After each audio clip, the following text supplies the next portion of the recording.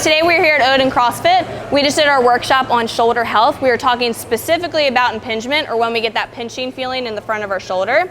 So we discussed the parts of the body that need to be functioning properly in order for our shoulder to be moving. So we addressed our thoracic spine, our ribs, our shoulder blade, our shoulder joint itself, and our collarbone or our clavicle.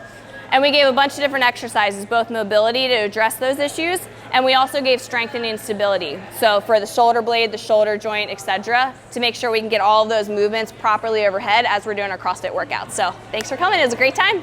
Thanks for coming. This was fun. Appreciate ya. Thank you, thank you. So first one is a plank to a downward dog. I love this when we start working overhead if we are having pain in that position. With this one, we start with our arm in this horizontal position, which typically, if there's an impingement or any shoulder pain, this is fine. In this position, think of pushing that ground away. So see how shoulder blades are moving away from each other and then sinking towards each other? Whenever we're putting weight through our arm and we're trying to get this guy stable, I want you pushing through the ground. So those shoulder blades, go back to it, should be away from each other. So in the plank, and then from there, she's gonna push back to her downward dog, letting gravity do the work, take yourself down. You're not really using much energy to get there other than gravity helping you. Then when you push away, you have to use those stabilizing muscles. So when you're doing a plank to down dog, I want you to maintain that the whole time. I want you to be in that active shoulder position throughout the whole movement. So your end point should be that good plank form again. So Caitlin's gonna be on her stomach. So this is one where we do want that shoulder blade more of like a down and back and not that push away. So we're gonna do a T first. So Caitlin has her arms out. You can either go with your hands with your thumbs pointing forward so the palm is down, or with it pointing up. And then she's gonna think of squeezing her shoulder blades together and then back down. What she's not doing is letting her shoulders become earrings. So I see a lot of people shrug like this, and that's common when these guys are what we call our mid traps and our low traps. When these aren't strong enough, our upper traps are really good at taking over. Straight together and back down. And then the Y is harder. So if we're not here, we'll just stick with the T. Same thing, she's gonna lift up, and now her shoulder blade, instead of just straight together, it's coming slightly down and back. Okay, so prone swimmers, this one is super tough. If we can't get this one, stick with your Ys and your Ts. But Caitlin's gonna start with the palm of her hand up, she's gonna lift, and then she's gonna come through and up, and then as she comes back down, she's gonna flip her hand again. So palm of her hand starts up first, she flips so it ends at the back of her hand. I want you to keep your arms up the whole time, and same thing. It is also easier to do all these on a bench. So now, picture me on a bench. Now my hand's starting down here, and I can still get that movement, but I'm not at my end range. So keep that in mind. Bear holds. This is Caitlin's favorite. It shortens your lever, so it might be a little easier on that shoulder. She starts on all fours, her toes are under her ankles. I want hands under her shoulders, and knees are under her hips. And then she's gonna lift her knees up an inch or two, hold it, and push that ground away. So that's gonna get these shoulder muscles engaging way more. Does that hurt anything?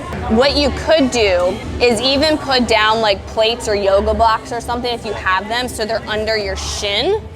And then that way, it might not be the most comfortable, you should maybe put a towel down, and then that way you can still come up and do this, but the pressure's here instead of on those toes if that hurts the Achilles. If somebody comes in and they're having pain, and we start with a bear hold, and this is either challenging or painful, I don't go right to that, because that requires us to pick up one arm and support on the other. So a lot of times what I'll do to progress to that, can we lift up one hand at a time, and then can we do this, and then can we actually crawl with it? Okay, so foam roll against the wall. This is really, really easy to do incorrectly. If it feels easy when you're doing it, it's probably not right. You can put a band, and typically I do, around your wrists because it gives you something to push out into. So Caitlin's gonna start, thumbs are back towards her, and then her forearms are gonna stay parallel. So this whole time, you are pulling your elbows in and pushing out to keep those parallel. She's gonna start to roll up. So you have to fight as you go up, and you can even feel it's just standing there.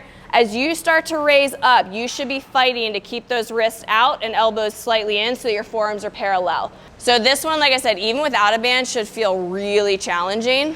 You can also do this without the foam roll. So same thing, where she's gonna pull those elbows in. Yeah. You should be feeling this back through here if you're doing it right. So either with the foam roll up and down or the wall walks. We have a half kneeling windmill with the kettlebell. With the kettlebell, bottoms down is going to be easier than that bottoms up. Bottoms up, again, it wants to flop around, a ton more stability required. So that's one way you could keep the same weight, but make this easier or harder. Left arm's overhead, and then we're gonna take our right hand, and I want you to picture a triangle, front foot, back knee, and then your hand's gonna tap down. As you do that, I want you to look up towards the ceiling, and then we're gonna come back up. Last thing you want when you're doing this, if you don't follow with your eyes, I see this all the time, that kettlebell is gonna yank you down.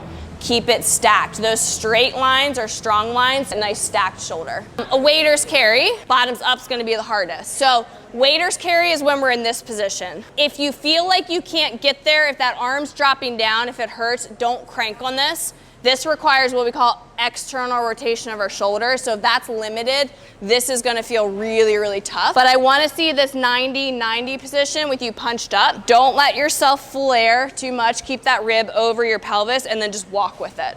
Again, bottoms up would be the same thing. So last one is called an arm bar. Again, another way of getting different ranges of motion here. So she has the kettlebell here. When her right arm is up, her right knee is bent. Left leg is straight and left arm is out, okay? So she is gonna use this foot to drive into the ground to help roll to her side. When she does that, see how her shoulders are now stacked? She's not hanging out back there. She totally stacks those shoulders, keeps this punched up to the ceiling, and then she's gonna roll back to her back again.